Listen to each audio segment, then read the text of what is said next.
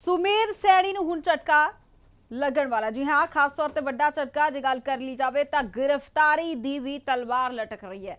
ਸੁਮੇਰ ਸੈਣੀ ਦੀਆਂ ਮੁਸ਼ਕਿਲਾਂ ਵੱਧ ਸਕਦੀਆਂ ਨੇ। ਹੁਣ ਸਾਬਕਾ ਡੀਜੀਪੀ ਦੀ ਕਿਸੇ ਵੀ ਸਮੇਂ ਗ੍ਰਿਫਤਾਰੀ ਹੋ ਸਕਦੀ ਹੈ और ਇਸ ਨਾਲ ਹੀ ਦੱਸ ਦਈਏ ਕਿ ਸੁਮੇਰ ਸੈਣੀ ਦੀ ਜ਼ਮਾਨਤ ਅਰਜ਼ੀ ਜੋ ਹੈ ਉਹ ਖਾਰਜ ਹੋ ਚੁੱਕੀ ਹੈ।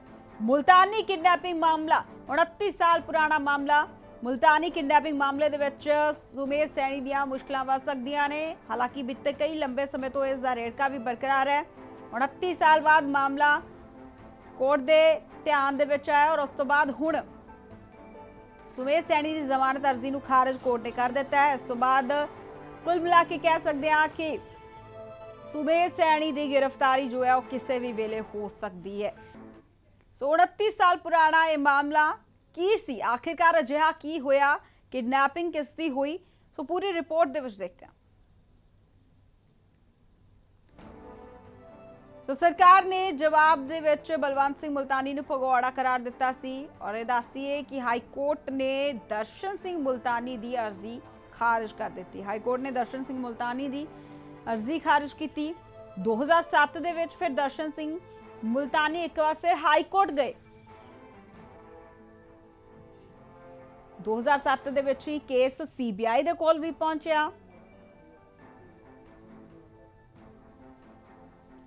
ਜੁਲਾਈ 2008 ਦੇ ਵਿੱਚ ਸੀਬੀਆਈ ਨੇ ਸੁਮੇਰ ਸੈਣੀ ਦੇ ਖਿਲਾਫ ਐਫਆਈਆਰ ਦਰਜ ਕਰ ਲਈ। ਯਾਨੀ ਕਿ 2008 ਦੇ ਵਿੱਚ ਸੀਬੀਆਈ ਨੇ ਐਫਆਈਆਰ ਦਰਜ ਕੀਤੀ। ਤਕਨੀਕੀ ਕਮੀਆਂ ਦੇ ਚਲਦੇ 2011 ਦੇ ਵਿੱਚ ਸੁਪਰੀਮ ਕੋਰਟ ਨੇ ਐਫਆਈਆਰ ਨੂੰ ਰੱਦ ਕਰ ਦਿੱਤਾ। 29 ਅਗਸਤ ਨੂੰ 1991 ਨੂੰ ਚੰਡੀਗੜ੍ਹ ਦੇ ਤਤਕਾਲੀ ਐਸਐਸਪੀ ਸੁਮੇਰ ਸੈਣੀ ਤੇ ਫਿਰ ਹਮਲਾ ਹੋਇਆ। चंडीगढ़ के सैक्टर 17 च आरडीएक्स के नाल भरी कार दे विच धमाका होया। बलवंत सिंह मुल्तानी के भरा पलविंदर सिंह मुल्तानी ने फिर तो शिकायत दर्ज करवाई। शिकायत ते 7 मई 2020 नूं मुड़ तो सुमेर सैनी के खिलाफ मामला दर्ज किया गया। मामले च सैनी ते 7 होर लोकां दे खिलाफ धारा 302 के तहत मामला दर्ज होया। अदालत ने मुलजम सुमेर सिंह सैनी नूं गिरफ्तारी तो पहला 3 दिनां दा नोटिस देने लई कहा। सुमेर सैनी अपने ते सारे लगे जो भी इल्जामां नूं अदालत दे विच नकारदे रहे।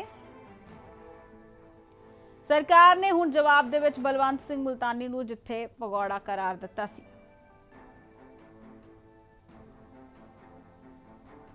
सो हाई कोर्ट ने दर्शन सिंह मुल्तानी की अर्जी जो है वह खारिज की थी। इस बाद पूरा मामला जो है वह पकिया और 2007 के विच दर्शन सिंह मुल्तानी एक बार फिर हाई कोर्ट गए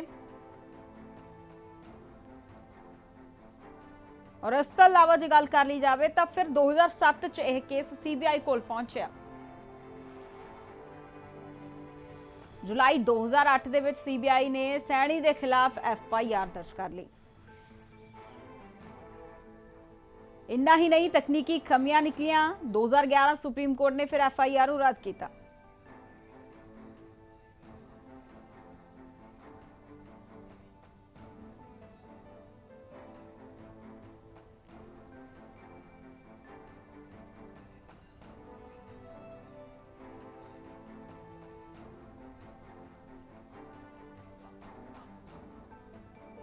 सो जो गल की जाए तो हुण साबका डीजीपी सुमेर सैनी दी मुश्किलां जो ने वध सकदियां और गिरफ्तारी की कुल मिला के कह लीए कि तलवार जो है उन्होंने सिर ते लटक रही है। सो उत्थे ही साबका डीजीपी सुमेर सैनी के घर तो ही मेरे सहयोगी राजेश चौहान लाइव हो चुके हैं और नाल ही गल की जाए जतिंदर सब्बरवाल मोहाली तो मेरे नाल जुड़े ने।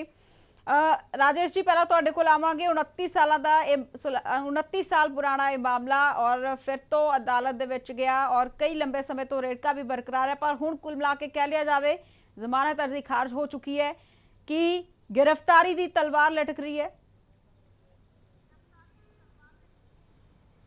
बिल्कुल मनप्रीत, देखिए ये लगभग 3 दशक पुराना मामला है। 29 साल हो गए हैं बलवंत सिंह मुल्तानी का जब किडनैप हुआ था और उसके बाद मर्डर हुआ था। उस केस के अंदर बाद में जो सीबीआई जांच भी चली, लेकिन बाद में जो सुमेर सिंह सैनी हैं डीजीपी, उनके खिलाफ भी इस केस में मुकदमा दर्ज हुआ। वो अग्रिम जमानत पर चल रहे थे, लेकिन मोहाली की एक अदालत ने अग्रिम जमानत आज उनकी रद्द कर दी है। इसलिए सुमेर सिंह सैनी की मुश्किलें बढ़ गई हैं और गिरफ्तारी की तलवार लटकी हुई है, किसी भी वक्त उनकी गिरफ्तारी हो सकती है। अन्यथा उनको गिरफ्तारी से बचने के लिए पंजाब एवं हरियाणा हाईकोर्ट का रुख करना पड़ेगा। फिलहाल उनके ऊपर गिरफ्तारी की तलवार लटकी हुई है और हम इस वक्त उनके घर के बाहर मौजूद हैं सेक्टर 20 में, जहां पर उनकी जो गार्ड है वो दिखाई दे रही है। लेकिन इस बात के लेकर मनप्रीत कोई पुष्ट जानकारी नहीं है कि सुमेर सिंह सैनी इस वक्त कहां मौजूद हैं और उनकी जो मुश्किलें बड़ी हैं वो उससे पार पाने के लिए जो तमाम जो कानूनी दावपेच है उनकी कोशिशों में जुटे हुए हैं, क्योंकि गिरफ्तारी की तलवार लटकना एक पूर्व डीजीपी के ऊपर अपने आप में एक बड़ी बात होती है और ये लगभग 3 दशक पुराना जो केस है वो उनके लिए परेशानी का सबब बना हुआ है।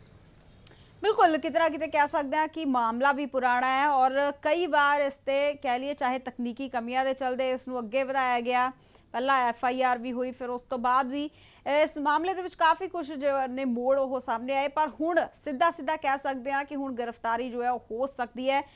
जतिंदर जे तुहाडे कोल आइए, किस तरह इस मामले नूं पहला तां देखदे हो ते हुण हालात किस तरह जो बने हुए ने कि लगदा है कि हुण सीधा सीधा गिरफ्तारी दे चांसेस जो ने वो कह सकते हैं ने? देखो मनप्रीत, असी इस टाइम भी मोहाली कोर्ट ਦੇ ਵਿੱਚ ਆਰਡਰ ਹੀ ਲੈਣ ਵਾਸਤੇ ਬੈਠੇ ਹੋਏ ਆ ਔਰ ਤੁਹਾਨੂੰ ਦੱਸ ਦਈਏ ਕਿ ਕੋਰਟ ਦੇ ਵਿੱਚ ਬੜੀ ਤਗੜੀ ਜ਼ਿਰਾ ਹੋਈ ਸੀਗੀ ਔਰ ਸਰਕਾਰੀ ਵਕੀਲ ਜਿਹੜੇ ਸਰਤੇਜ ਸਿੰਘ ਨਰੂਲਾ ਵਾ ਉਹਨਾਂ ਨੇ ਇੱਕ ਇੱਕ ਕੋਰਟ ਨੂੰ ਪਹਿਲੂ ਤੋਂ ਜਾਣੂ ਕਰਾਇਆ ਕਿ ਕਿਵੇਂ ਸਮੇਰ ਸਿੰਘ ਸੈਣੀ ਨੇ ਆਪਣਾ ਬਲਵੰਤ ਸਿੰਘ ਮਲਤਾਨੀ ਨੂੰ 29 ਸਾਲ ਪਹਿਲਾਂ ਘਰੋਂ ਚੱਕਿਆ, ਟੌਰਚਰ ਕੀਤਾ, ਅਰਮਨੁੱਖੀ ਉਸ ਤੇ ਤਸ਼ੱਦਦ ਢਾਇਆ ਔਰ ਵਿਟਨੈਸ ਵੀ ਆ ਗਏ ਨੇ ਮਨਪ੍ਰੀਤ। ਤੋਂ ਤੁਹਾਨੂੰ ਦੱਸ ਦਈਏ ਕਿ ਜਿਹੜੀ ਪਹਿਲਾਂ FIR ਦਰਜ ਹੋਈ ਸੀਗੀ ਪੁਲਿਸ ਨੇ ਕੀਤੀ ਸੀ, SIT ਬਣੀ ਸੀਗੀ, ਇਹ ਉਸ ਤੋਂ ਬਾਅਦ ਇੱਕ ਵੱਖਰਾ ਮਾਮਲਾ ਭਖਿਆ ਸੀ ਜਿੱਥੇ ਕਿਤੇ ਸਮੇਰ ਸੈਣੀ ਨੂੰ ਸਾਬਕਾ DGP ਨੂੰ ਇਹ ਲੱਗਿਆ ਸੀਗਾ ਮੇਰੇ ਤੇ 302 ਦਾ ਪਰਚਾ ਦਰਜ ਨਾ ਕਰ ਦਿੱਤਾ ਜਾਵੇ। ਉਸ ਦੇ ਬਿਹਾਫ ਤੇ ਉਸਨੇ ਐਪਲੀਕੇਸ਼ਨ ਲਾਈ ਸੀਗੀ 302 ਦੀ, ਜਦਕਿ 302 ਦਾ ਪਰਚਾ ਹੋਇਆ ਹੀ ਨਹੀਂ ਸੀਗਾ। ਕੁੱਲ ਮਿਲਾ ਕੇ ਜਦੋਂ ਤੈਅ ਦਿੱਤਾ ਮਾਮਲਾ ਉੱਠਿਆ, ਜਿਹੜੇ ਗਵਾਹ ਸੀਗੇ, ਜਿਹੜੇ ਨਾਲ ਹੋਰ ਮੁਜਰਮ ਸੀਗੇ, ਉਹ ਸਰਕਾਰੀ ਗਵਾਹ ਬਣ ਗਏ ਸੀ, ਜਿਸ ਨੂੰ ਦੇਖਦੇ ਹੋਏ ਕੋਰਟ ਨੇ ਕੁਝ ਦਿਨ ਪਹਿਲਾਂ ਧਾਰਾ 302 ਦੇ ਤਹਿਤ ਮਾਮਲਾ ਦਰਜ ਕਰਨ ਦੇ ਹੁਕਮ ਜਾਰੀ ਕੀਤੇ ਸਨ। ਪਰ ਅੱਜ ਜਦੋਂ ਕੋਰਟ ਵਿੱਚ ਉਹਨਾਂ ਦੀ ਬੇਲ ਐਪਲੀਕੇਸ਼ਨ ਮਨਪ੍ਰੀਤ ਡਿਸਮਿਸ ਹੋ ਗਈ ਆ ਤਾਂ ਕੁੱਲ ਮਿਲਾ ਕੇ ਉਹਨਾਂ ਦਾ ਭਾਵੇਂ ਉਹ ਹਾਈ ਕੋਰਟ ਵਾਲੇ ਪਾਸੇ ਵੀ ਰੁਖ ਕਰ ਲੈਣ, ਪਰ ਜੋ ਜਾਣਕਾਰੀ ਮਿਲ ਪਾ ਰਹੀ ਆ ਉਹਨਾਂ ਨੂੰ ਹਾਈ ਕੋਰਟ ਤੋਂ ਵੀ ਰਾਹਤ ਮਿਲਣੀ ਬਹੁਤ ਮੁਸ਼ਕਲ ਆ। ਕਹਿ ਸਕਦੇ ਆ ਕਿ SIT ਦੀ ਟੀਮਾਂ ਜਿਹੜੀਆਂ ਵਾ ਉਹਨਾਂ ਦੀ ਗ੍ਰਿਫਤਾਰੀ ਲਈ ਤਿਆਰ ਹੋ ਕੇ ਰਵਾਨਾ ਹੋ ਚੁੱਕੀਆਂ ਨੇ ਔਰ ਜਿਹੜੇ ਜਿੱਥੇ ਉਹਨਾਂ ਦੇ ਟਿਕਾਣੇ ਹੈਗੇ ਆ, ਜਿਵੇਂ ਹਿਮਾਚਲ 'ਚ ਦੱਸੇ ਜਾ ਰਹੇ ਨੇ ਜਾਂ ਜਿੱਥੇ ਤੇ ਲੋਕੇਸ਼ਨ ਆ ਰਹੀ ਹੈ ਉਹਨਾਂ ਦੇ ਨੇੜਲੇ ਸਾਥੀਆਂ ਦੀ ਜਾਂ ਕਿਵੇਂ ਵੀ, ਇੱਕ ਇੱਕ ਪਹਿਲੂ ਨੂੰ ਖੰਗਾਲਿਆ ਜਾ ਰਿਹਾ ਵਾ ਔਰ ਸਮੇਰ ਸੈਣੀ ਨੂੰ ਗ੍ਰਿਫਤਾਰ ਕਰਨ ਲਈ ਇਸ ਤੋਂ ਪਹਿਲਾਂ ਕਿ ਉਹ ਹਾਈ ਕੋਰਟ ਵਿੱਚ ਜਾਚਕਾ ਦਾਇਰ ਕਰਨ, ਉਸ ਤੋਂ ਪਹਿਲਾਂ SIT ਵੱਲੋਂ ਸਮੇਰ ਸਿੰਘ ਸੈਣੀ ਸਾਬਕਾ DGP ਨੂੰ ਗ੍ਰਿਫਤਾਰ ਕਰਨ ਦੀ ਭਰਪੂਰ ਕੋਸ਼ਿਸ਼ਾਂ ਜਿਹੜੀਆਂ ਵਾ ਉਹ ਕੀਤੀਆਂ ਜਾ ਰਹੀਆਂ ਨੇ। ਜੀ ਮਨਪ੍ਰੀਤ। ਜਤਿੰਦਰ, ਹਾਈਕੋਰਟ ਹੀ ਇਕਰਾਰ ਰਹਿ ਜਾਏਗਾ, ਇਸ ਤੋਂ ਇਲਾਵਾ ਜੇ ਗੱਲ ਕੀਤੀ ਜਾਵੇ ਕਿ ਹੁਣ ਹਾਈਕੋਰਟ ਦਾ ਹੀ ਰੁਖ ਕਰਨਗੇ, ਉਸ ਤੋਂ ਇਲਾਵਾ ਕੋਈ ਹੋਰ ਰਸਤਾ ਹੈ?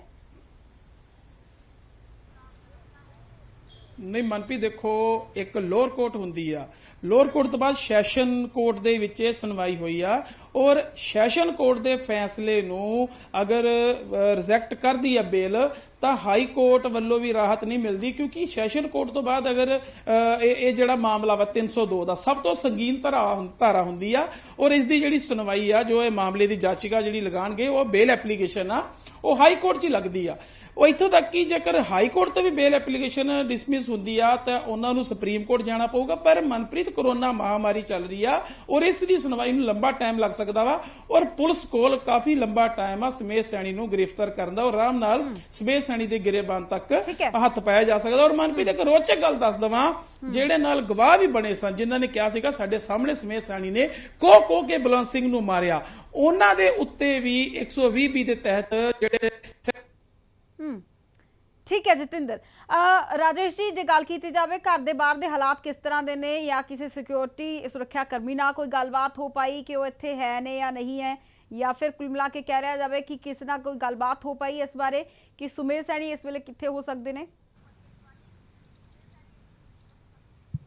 नहीं मनप्रीत, देखिए मैं घर के बाहर के आपको हालात दिखा देता हूँ। ये इस वक्त हम सुमेर सिंह सैनी की जो कोठी है सेक्टर 20 में उसके बाहर मौजूद हैं और यहाँ सन्नाटा पसरा हुआ है। यहाँ कोई भी आदमी दिखाई आपको नहीं देगा, सिर्फ सिक्योरिटी की उनकी जो गाड़ी है वो गाड़ी खड़ी है, 1-2 गाड़ियाँ और भी खड़ी हैं और जो उनके गनमैन हैं सिर्फ वो यहाँ पर एक दो जो सुरक्षा कर्मी हैं वो दिखाई दे रहे हैं। इसके अलावा यहाँ पर कोई व्यक्ति बातचीत करने के लिए इस वक्त मौजूद नहीं है। और सुमेर सिंह सैनी इस वक्त कहाँ हैं, ये अपने आप में एक बड़ा सवाल है और एसआईटी भी इसी तलाश में जुटी हुई है। उनका फिलहाल कोई ऐसी आधिकारिक सूचना नहीं है कि वो इस वक्त कहाँ हैं, क्योंकि उनके ऊपर गिरफ्तारी की तलवार लटकी है। तो जाहिर तौर पर वो कानूनी दांवपेच में इस वक्त बिल्कुल। कहीं ना कहीं जरूर कोशिशों में लगे होंगे कि कहीं उनको हाई कोर्ट से राहत मिल जाए। बिल्कुल राजेश जी, कितना कितने कोशिश उन्होंने रहेगी। बहरहाल बहुत बहुत शुक्रिया तमाम जानकारी ਲਈ। ਜਤਿੰਦਰ ਤੁਹਾਡਾ ਵੀ ਬਹੁਤ ਬਹੁਤ ਸ਼ੁਕਰੀਆ ਜੁੜਨ ਦੇ ਲਈ ਔਰ ਇਹ तमाम ਜਾਣਕਾਰੀ ਦਰਸ਼ਕਾਂ ਤੱਕ ਪਹੁੰਚਾਉਣ ਦੇ ਲਈ।